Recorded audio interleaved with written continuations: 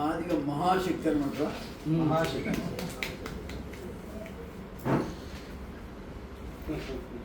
బట్ట సరిపోదే. మాదిగా మహాశక్తి మీటింగ్కి వచ్చినటువంటి పెద్దలందరికీ పేరు పేరున అందరూ ఇంపార్టెంట్ ఉండే అందరు కూడా నా హృదయపూర్వకమైనటువంటి నమస్కారం. చాలా సంతోషం, చాలా విషయాలు పంచుకొని అసలు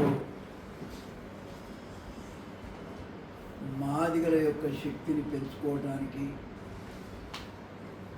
అంతేకాదు రాబోయే కాలంలో భావి తరాలకి ఒక మార్గదర్శకమైనటువంటి నిర్ణయాన్ని చేయడానికి వచ్చినటువంటి మీ అందరూ కూడా మరొకసారి చేతులెత్తి నమస్కారం. సోదరులారా, చాలా విషయాలు ఉన్నాయి. పోయినా ఏ తిరుపతి పోయినా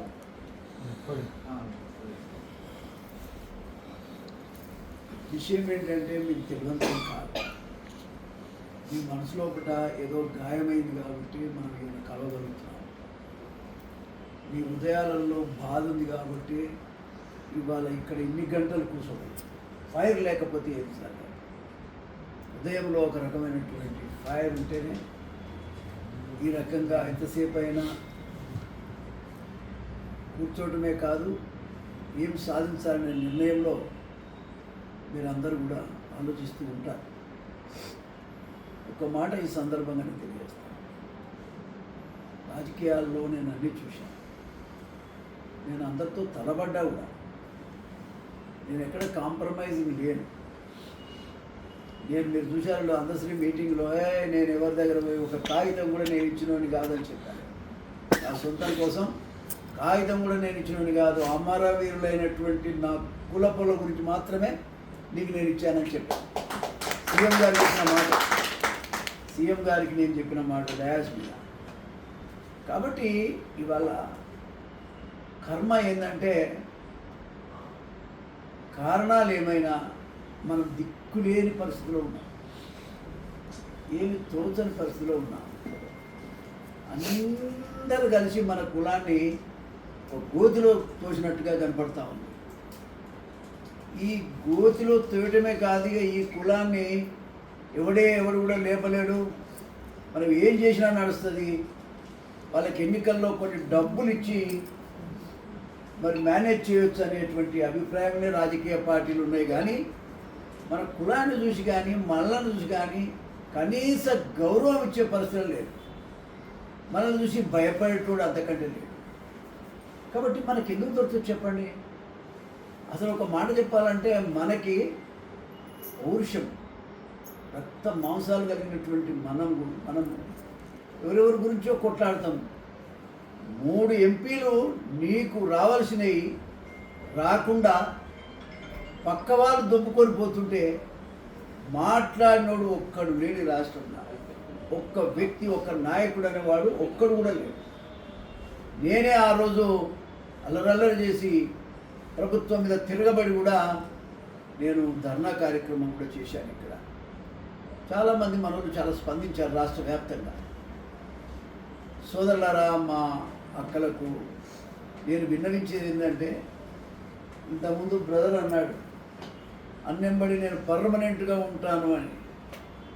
పర్మనెంట్గానే కాదయా, నా పాడే మోసేటోళ్ళు కూడా మీరే.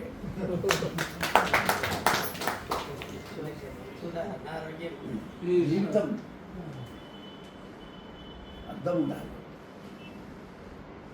మనము ఈ జాతి ఇంత దీనంగా బతకటం ఇది సహించలేకపోతుంది. ఏదో నేను రాజకీయ ప్రయోజనం కోసమైతే కానే కాదు, నాకు అవసరం లేదు. ఏదో తిప్పలు పడితే నాకు వచ్చే గౌరవం నాకు ఇస్తారు.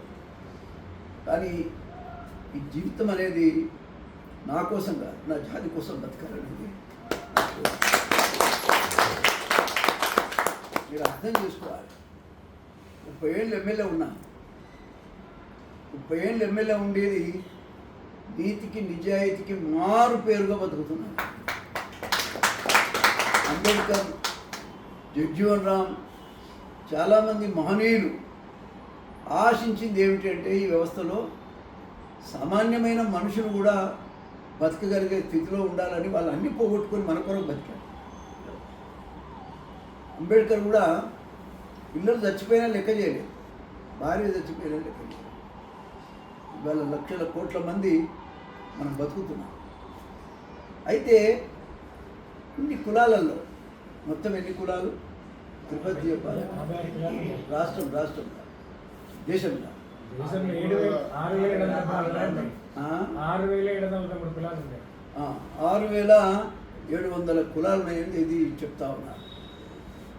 కాబట్టి ఇన్ని కులాలలో ముఖ్యంగా తెలంగాణలో మాదిగలు బలైపోయారు. అది ఒక్కోసారి ఆలోచిస్తే అసలు ఎందుకు మనకి ఇంత చిన్న చూపు చూస్తున్నారు? అవతలలో పెద్ద తిరుగుకల్లోళ్ళ, లేకపోతే వాళ్ళు ఏదైనా త్యాగాలు చేశారా? ఒకప్పుడు త్యాగాలు చేసిన వాళ్ళు ఇళ్ళు ఉండే. కులం ఏదైనా కానీ మా దగ్గర రావినారాయణ రెడ్డి భూములన్నీ పంచినాడు.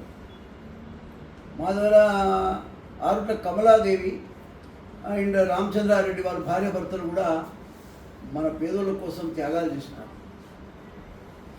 మరి ఇంతమంది అంబేద్కర్ దగ్గర నుంచి కింది వరకు ఎంతోమంది త్యాగాలు చేస్తే మనం ఈ స్థితిలో ఉన్నప్పుడు మనం ఎందుకు నీతిగా బతికిన మన పేరు మనకు రావద్దు? ఒక ఎన్టీ రామారావు గారు ఇచ్చినటువంటి కొద్దిపాటి అవకాశాన్ని ఒక నియోజకవర్గంలో ఎగ్జాంపులర్గా బతకాలి. చూద్దాం, మనం ఎవడి అండదండలు అవసరం లేదు, పెత్తందారుల యొక్క అవసరం కూడా లేదు.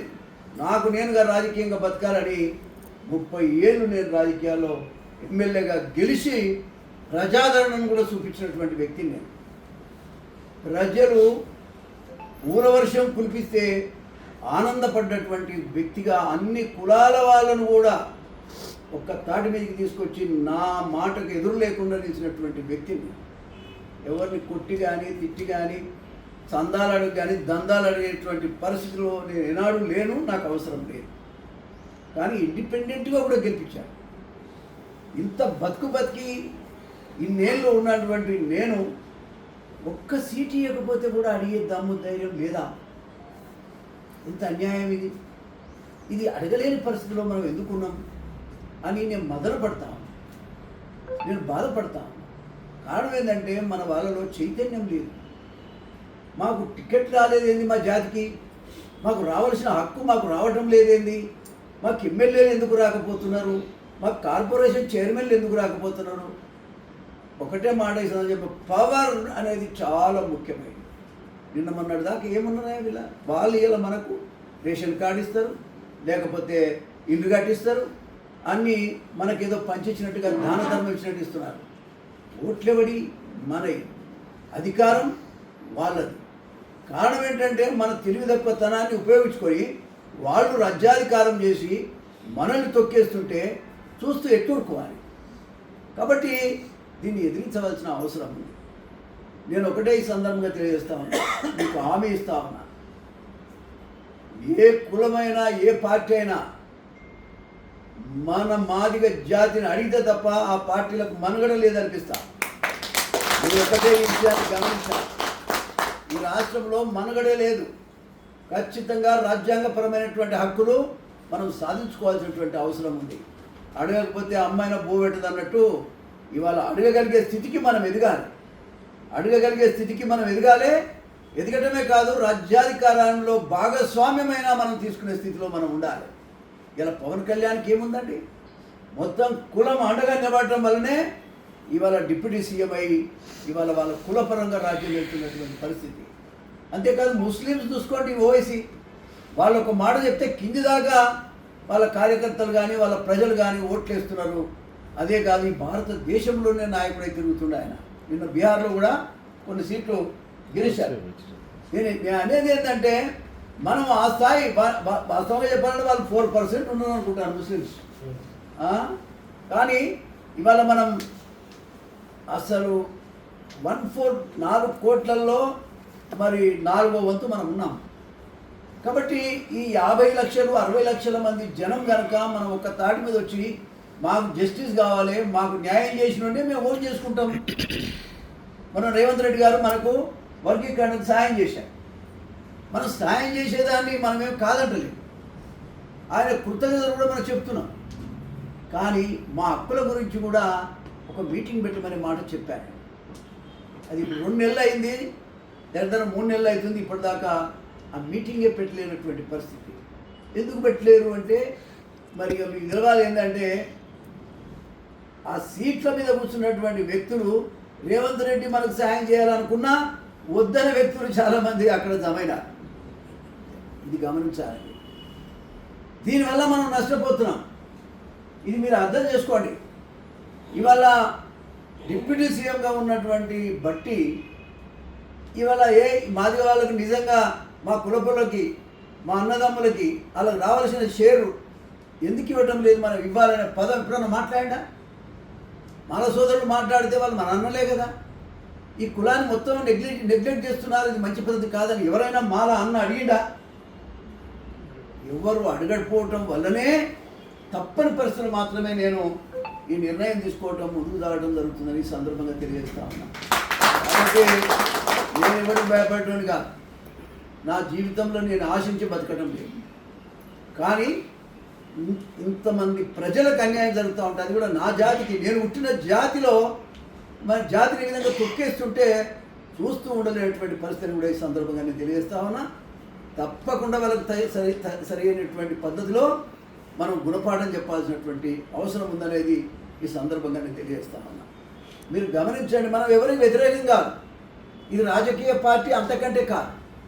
మనల్ని ఎవరు గౌరవిస్తారో వాళ్ళకే మనం గౌరవించాల్సినటువంటి అవసరం ఉందనేది నా భావనని కూడా మరొకసారి సందర్భంగా ఐకమత్యం అయితే ఏదైనా చేసుకోవచ్చు. మనం పిండి ఉంటే రొట్టె ఎట్లన్నా తయారు చేసుకోవచ్చు. మనమంతా ఐకమత్యం అయితే తప్పకుండా మరి రాజ్యాధికారంలో భాగస్వామ్యం అయితే, మనమే రాజ్యం వెళ్తే మనమే పంచిచ్చేటువంటి అవకాశం, ఖజానా దగ్గర మనం ఉంటే మన వాళ్ళకి మనం సాయం చేసుకునే అవకాశం ఉంది.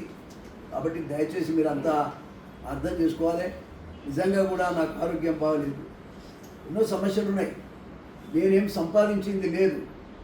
నేను నా పాప ఒకతే, ఇవాళ ఆమె హస్బెండ్ ఇద్దరు కూడా డాక్టర్స్, వాళ్ళ బతుకుతున్నారు. నా మిస్సెస్ కూడా డాక్టర్. ఆమె మంత్రిగా నేను ఉంటే కూడా గవర్నమెంట్ ఇచ్చిన పోస్టే చేసింది, కానీ నా రికమెండేషన్తో మాత్రం కాదు. నేను ఎంతోమందికి రికమెండ్ చేసినా, ఎంతోమందికి సాయం చేసిన. ఆమె మాత్రం ఆమె సొంతంగానే ఉద్యోగం చేసుకుంది. ఎన్టీ రామారావు గారు మహనీయులు మా పెళ్లి చేసినటువంటి పెద్ద ఆయన, అమ్మ నీకు ఉద్యోగం నేను ఇప్పిస్తా అన్నా కూడా మళ్ళీ పోయి మేము అడగలేం. కానీ ఆమె మెరిట్ ప్రకారంగా ఆమెకు ఉద్యోగం వచ్చింది, గాంధీ హాస్పిటల్లోనే రిటైర్ అయ్యారు. నేను ఒకటే చెప్తా ఉన్నా, నా జీవితం రాబోయే కాలం అంతా కూడా ఈ జాతిని ఐకమత్యం చేయడానికి, మన హక్కులు సాధించుకోవడానికి తప్ప అయితే మనం ఎవరి అండదండ లేకుండా ఏం చేయలేము. కానీ రాజకీయ పోరాటంలో మనకు అనుకూలంగా ఇప్పటి వరకు నేను చెప్తున్నా, రేవంత్ రెడ్డి గారికి వాస్తవంగా కొన్ని ఇబ్బందులు వచ్చి ఆయనను ముందుకు పోకుండా చేసినటువంటి పరిస్థితులను కూడా నేను చూశాను. అది చూసిన తర్వాతనే ఆయన పట్ల మనకు సానుభూతి పెరిగింది. కానీ మా గొంతు మొత్తం కోసేస్తుంటే మరి ముఖ్యమంత్రి గారు కూడా చూస్తూ ఉండాల్సిన అవసరం లేదు. ఈ పరిస్థితుల్లో మట్టుకే ఇవాళ నేను మాట్లాడాల్సిన పరిస్థితి వచ్చింది. కాబట్టి ₹1 కోటి ఒక కుటుంబానికి ఐదుగురే కదా విజయ్, 5గురుకు 5 కోట్లు ఇచ్చేటువంటి పరిస్థితి ప్రభుత్వానికి లేదా? ఎవరెవరికో చిల్లరగాలకు ఇస్తున్నారు. కాబట్టి అదేవిధంగా వాళ్ళ పేరు మీద ఒక స్తూపం కట్టుకుందామని అనుకున్నాం. ఒక 5 ఎకరాల భూమిలో మహాదిగ భవన్ కట్టాలని అనుకుంటున్నాం. ఇవన్నీ చేయలేనియా? ప్రభుత్వం చేయలేని పనులు ఏం లేవు కదా. రాబోయే కాలంలో మా హక్కులు ఏవైతే ఈ 3 సీట్లు పార్లమెంట్ కానీ 19 సీట్లలో కూడా 60,000 మంది 50,000 మంది ఉన్నాం మనం ఒక్కొక్క సీట్లో. కాబట్టి రిజర్వేషన్ ప్రకారంగా అవసరం లేదు మాకు. మా జనాభా ఉన్న దగ్గర మేమే పోటీ చేస్తామనే నినాదం కూడా మనం గట్టిగా తీసుకెళ్లాల్సిన అవసరం ఉందని ఈ సందర్భంగా నేను తెలియజేస్తా ఉన్నాం. మా జనాభా మెజారిటీ ఉన్నది, మేము ఖచ్చితంగా ఆ సీట్లలో అన్నిట్లలో కూడా పోటీ చేసేటువంటి అధికారం మనకు ఉంది. కాబట్టి జీరో చేయాలనుకున్నటువంటి వీళ్ళకి మనం ఖచ్చితంగా మన శక్తితోటి ముందుకెళ్లాల్సిన అవసరం ఉంది, వాటిని సాధించుకోవాల్సిన అవసరం ఉందని మరొకసారి సందర్భంగా నేను తెలియజేస్తా ఉన్నాను. కాబట్టి సోదరులారా, మనం ఒకలం కాదు, 50 లక్షల మందిని మనమంతా ఒకలం కాదు. మన యొక్క ఐకమత్యం అనేటువంటిది ఈ రాష్ట్రాన్ని షేక్ చేసేటువంటి అవకాశం ఉంది. దయచేసి మీరు అంతా అర్థం చేసుకోవాలి. ఇక్కడ ఉన్నటువంటి ప్రొఫెసర్లు అందరూ కూడా వాస్తవంగా వాళ్ళు గదిలో వచ్చి మీటింగ్లో ఉండటం అనేది నేను అదృష్టంగా భావిస్తా ఉన్నా. మీరందరూ కూడా వచ్చి నాకు తోడుగా మరి ముందుకు పో అన్నా మేము ఉన్నామని చెప్పడం నా అదృష్టంగా నేను భావిస్తా ఉన్నా. కాబట్టి మీరు ఏ విషయంలో కూడా జాతి ప్రయోజనం కొరకు, జాతికి లాభం వచ్చే పని కొరకు నేను ఏ పైన చేస్తాను. ఇది గమనిస్తాను. అదే లీడర్ చెప్తున్నాను. నేనేమో సోషల్ వర్కర్ కాదు, ఐఎమ్ ఏ లీడర్. లీడర్ అంటే ఎట్లా చేయాలో నాకు తెలుసు. కాబట్టి ఇవాళ గవర్నమెంట్ కూడా కొంత సానుభూతితో మనకు సహకరిస్తే మరి ప్రభుత్వానికి కూడా మేలు జరిగేటువంటి అవకాశం ఉంది. రాబోయే కాలంలో కాంగ్రెస్ పార్టీ అంత ఈజీగా గెలిచే అవకాశం లేదు ఈ రాష్ట్రంలో. కానీ గెలిస్తే మార్గాల వల్లనే గెలిచినామనే పేరైనా రావాలి మనకు. మా హక్కులన్నీ సాధించుకున్నామనేటువంటి మరి ఆలోచన అయినా మా జాతికి రావాలంటే తప్పకుండా ముఖ్యమంత్రి గారు ఆలోచించాల్సిన అవసరం ఉందని ఈ సందర్భంగా నేను తెలియజేస్తాను.